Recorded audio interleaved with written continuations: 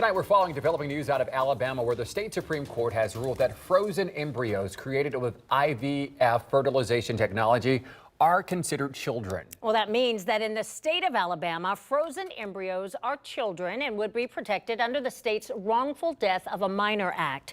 Reporter Laura Aguirre has more on the potential ripple effect this could have in states across the country.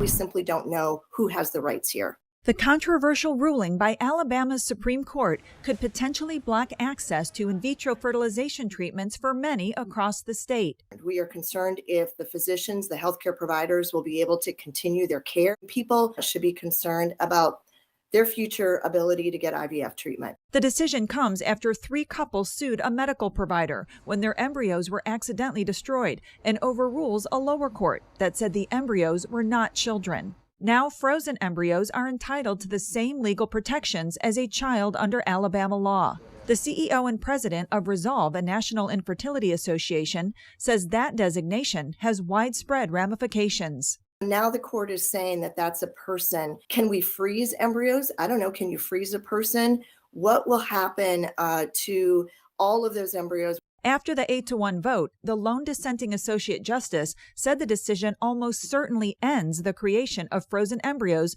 through in vitro fertilization in Alabama. We might see this spread into other states as well. In defending the ruling, another associate justice said the people of Alabama require the court to treat every human being in accordance with the fear of a holy God. Caught in between are the IVF patients.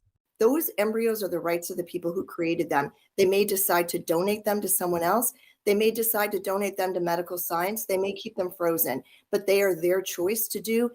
I'm Laura Aguirre reporting.